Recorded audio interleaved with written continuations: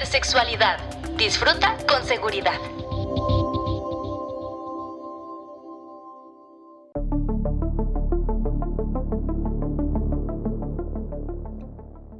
Hola, de nuevo estamos por aquí en este podcast sobre cibersexualidad. Yo soy Erika y me alegra poder transmitir desde Radio Cux de la Universidad de Guadalajara. Hoy vamos a ver este tercer capítulo que hemos llamado Caer en la trampa, ciberviolencia sexual.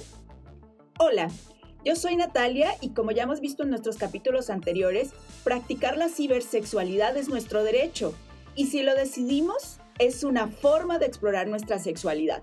Pero hoy nos toca ver el otro lado, tal vez aquel que no es tan positivo, que es el de la ciberviolencia sexual, a la cual nos podemos ver expuestas o expuestos.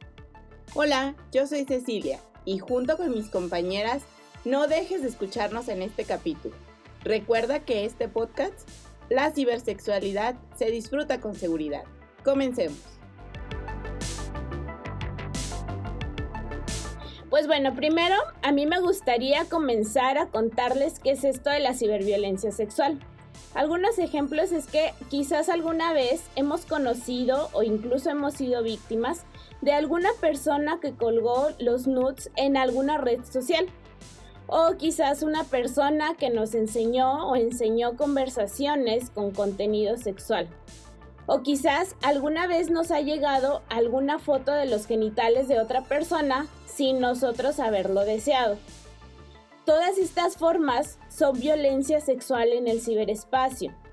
Si quisiéramos darle una definición más concreta, podríamos decir que la ciberviolencia sexual se da cuando hacemos el uso de las tecnologías de la información y comunicación para poder exponer o difundir contenido erótico sin consentimiento, pero también cuando las usamos para hacer comentarios o insinuaciones sexuales sin que la otra persona o personas lo deseen, o cuando se usan para obtener contenido erótico con violencia o con chantaje, y también la suplantación de la identidad causando daño a la autoestima, sentimientos, reputación y salud mental de la persona afectada. Así es, como tú lo has descrito, hay varios tipos de ciberviolencia sexual y todos son igual de graves. Para conocerlos, cuáles son y de qué se tratan, pues qué mejor si continuamos con la historia de Reni. Quiero recordarles un poco cómo la semana pasada en la historia de Reni y su pareja se sentían tentados a dar a conocer estas evidencias de su historia de amor y junto con ello el hecho de que Reni percibía que era quien más enviaba fotos, pues sus temores se convirtieron en una sospecha de algo que efectivamente sí sucedía.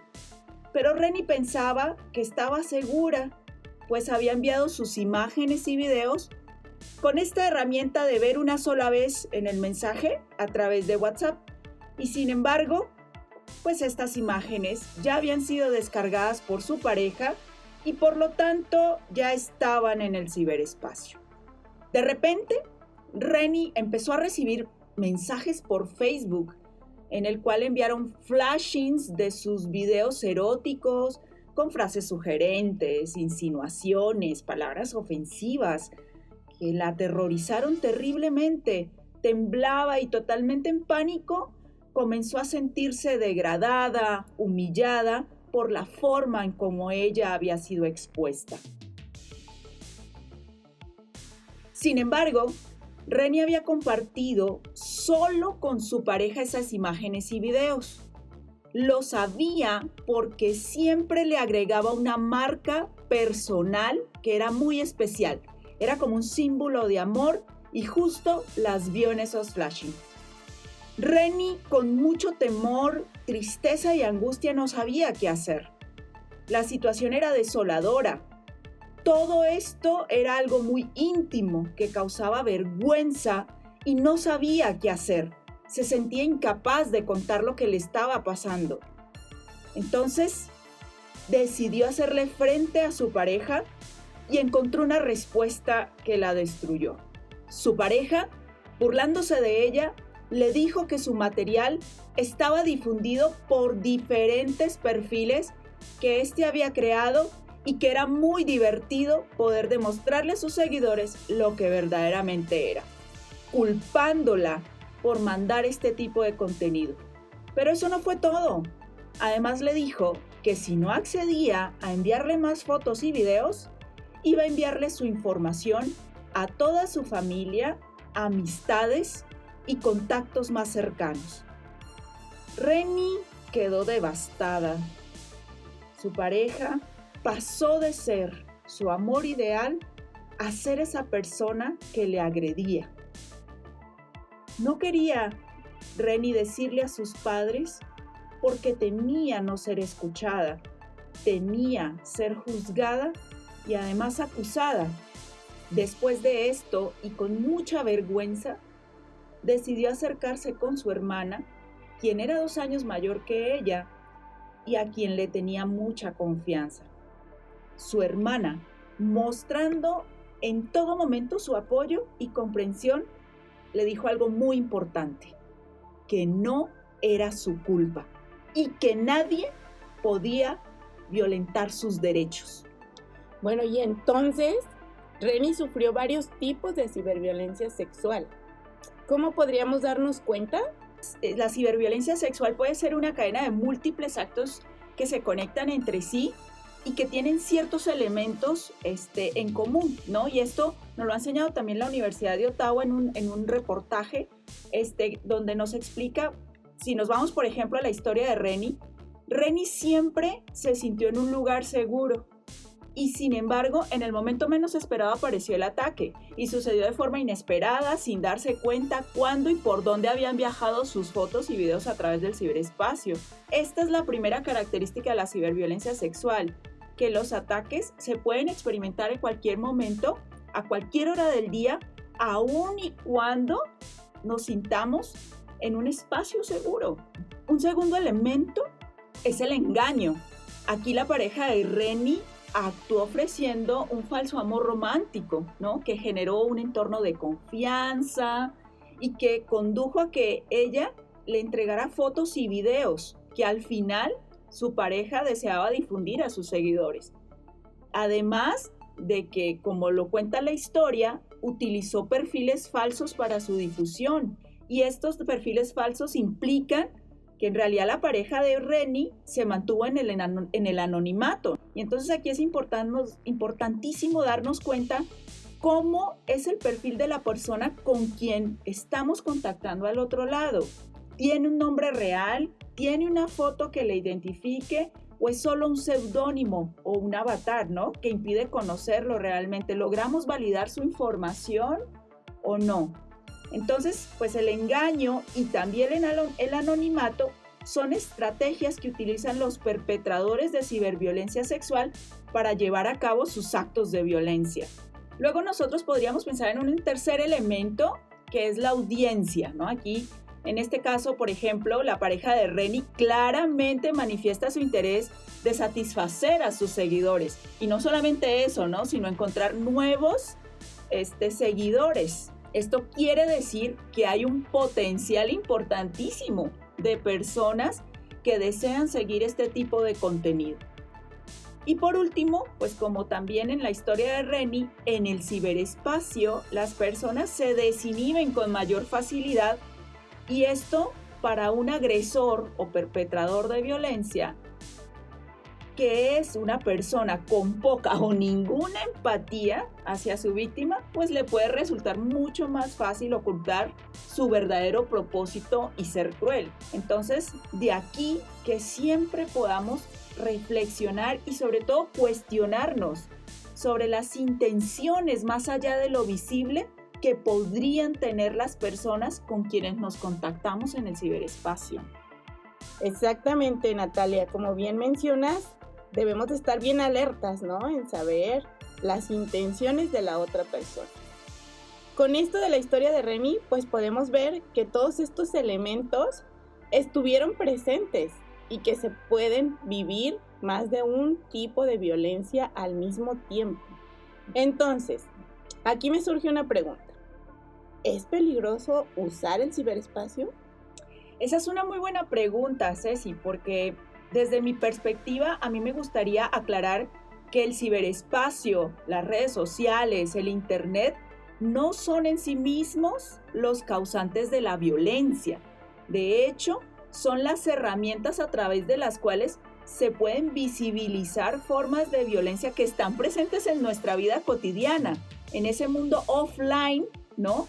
Fuera de estos espacios. Pues estas herramientas ponen ante nuestros ojos problemas sociales que están ocurriendo más allá, como la violencia sexista, la desigualdad, la intolerancia, el racismo, ¿no? Entre otras tantas formas de violencia que pueden estar presentes en la familia, en la escuela, en el trabajo, en nuestro círculo social. Entonces, yo creo que hay que trabajar desde los orígenes de la violencia y evitar culpar del todo a las redes sociales. ¿O qué piensas tú, Erika? Pues mira, yo considero que las redes sociales son un espacio público que nos ayuda a ver todos estos tipos de violencia y que desde estas pues también se puede construir una red de apoyo o crear un ciberactivismo. De tal manera que si bien podemos ser espacios de violencia, también pueden ser herramientas de empoderamiento. Retomemos un poco. Queda claro que en la historia de Reni se sumaron varios elementos que dieron resultado a la combinación de diferentes formas de violencia.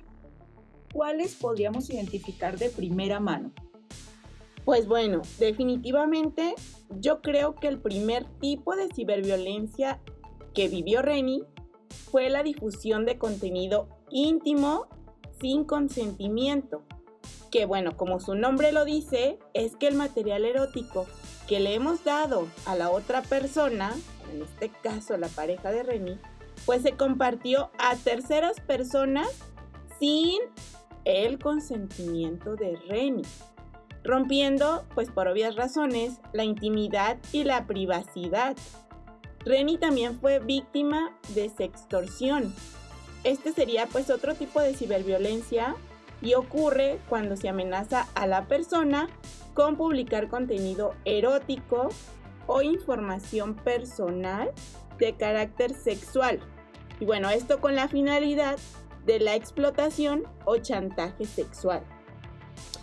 Además, en este punto, pues también podemos agregar que el ciberacoso y el ciberhostigamiento sexual, puesto que diferentes personas comenzaron a acosar a Reni de forma persistente y reiterada, a través de medios digitales, con insinuaciones sexuales, palabras ofensivas, y un ejemplo de esto pueden ser las dick pic, o también conocidas como las FNPS. Esto significa las fotos de pene que no son solicitadas. Aquí esto nos causa inseguridad, nos causa miedo y también angustia a la persona que ha sido víctima. De acuerdo con la ONU Mujeres en 2022, cualquier acto como hostigar, intimidar, acechar, molestar, controlar, atacar, humillar, amenazar, asustar, ofender o abusar verbalmente por razones de género es una víctima de ciberhostigamiento sexual.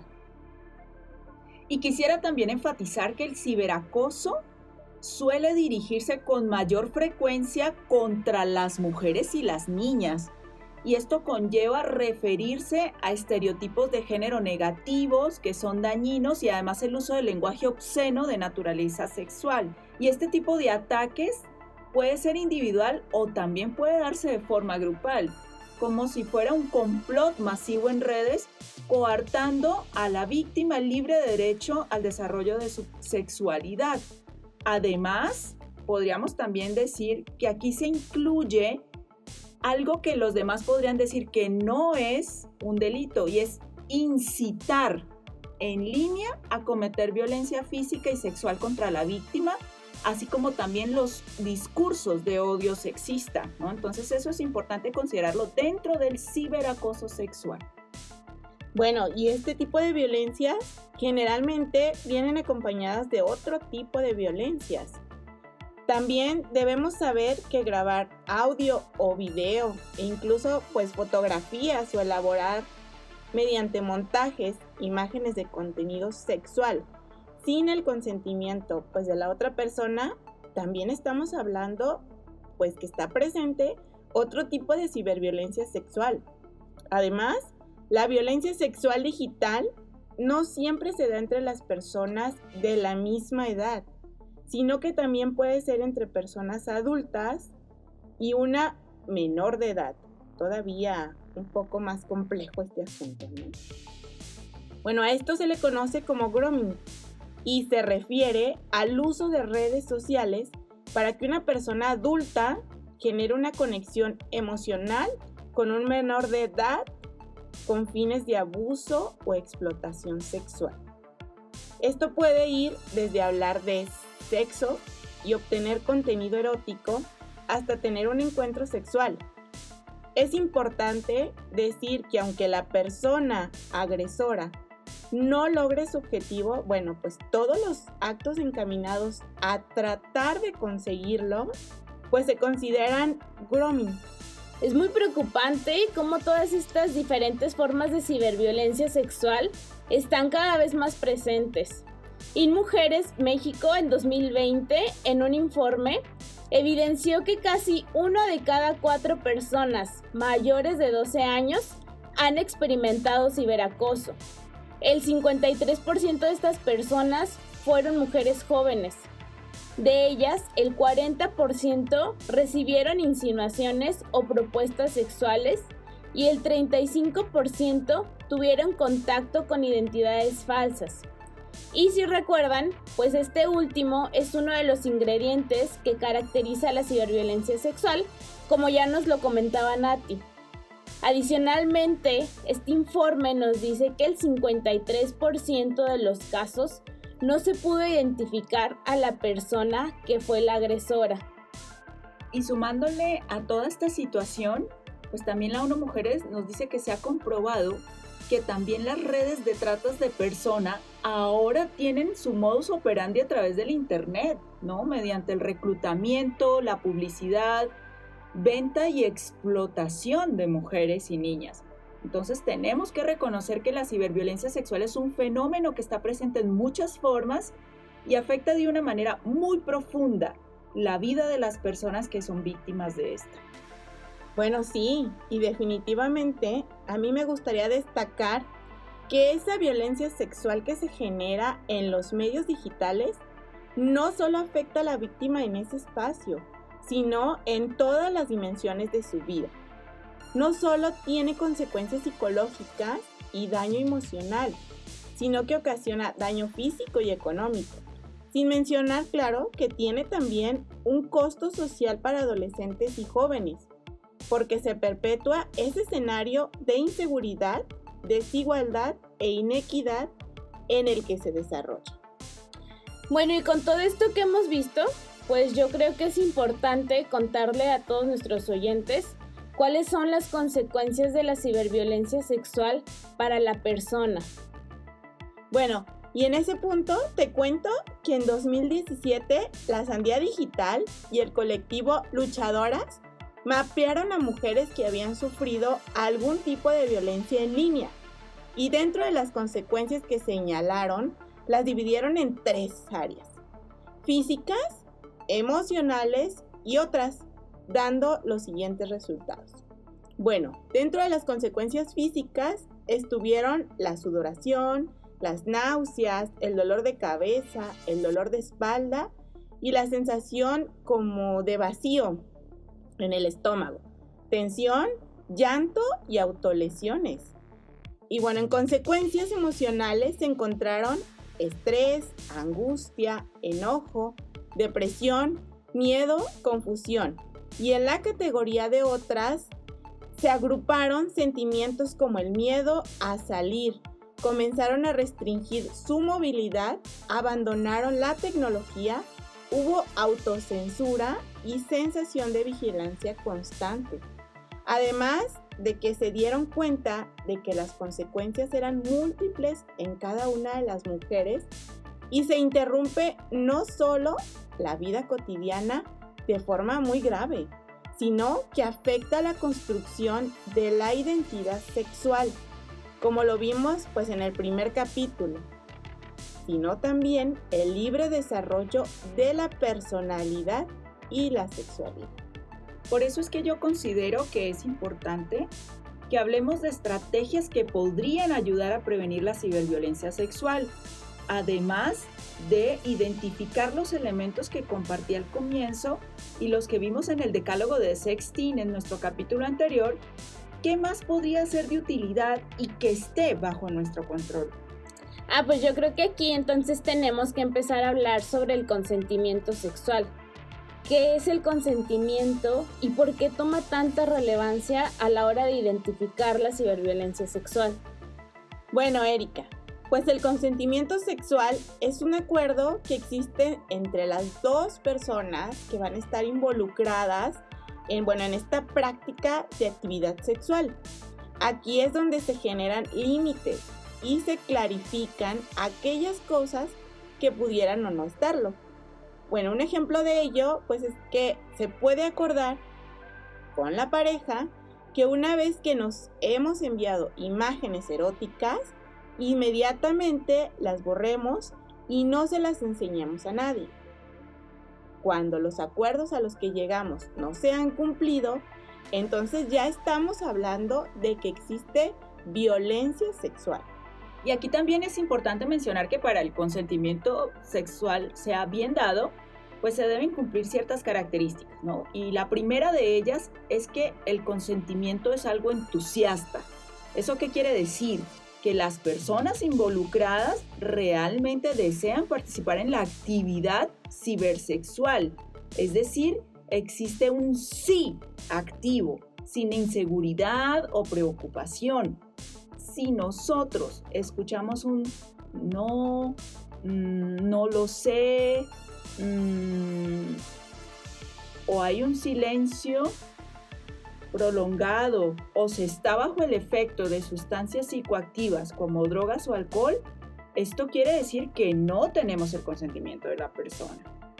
La segunda característica es que el consentimiento tiene que ser dado de manera libre. No debe de existir ninguna presión, alguna amenaza o algún engaño para que se lleve a cabo esta actividad sexual. Un ejemplo de esto es que si una persona me ha contactado diciéndome que se van a filtrar mis fotos eróticas y si no le envío más fotografías, esto es un acto de violencia sexual. Aquí esto se le llama sextorsión y en cualquier actividad que se realice no va a haber consentimiento. Bueno, una tercera característica es que el consentimiento solo se brinda contando con toda la información. Retomando el ejemplo anterior, si una persona te dice que borrará las fotos que le mandaste y luego no lo hace, pues entonces aquí no hay consentimiento. Bueno, en cuanto al cuarto elemento, es que debe ser específico que tú digas si algo no quiere decir que por esto consientes todo. Por ejemplo, quizás tú has decidido participar en sexting con tu pareja, pero solo deseas tener pláticas eróticas. No deseas compartir fotos. También debemos saber que el hecho de que hayas dado tu consentimiento una vez no quiere decir que así sea para siempre. Quizás ayer enviaste fotos a un amigo, pero eso no garantiza o no quiere decir que lo seguirás haciendo si esa no es tu decisión.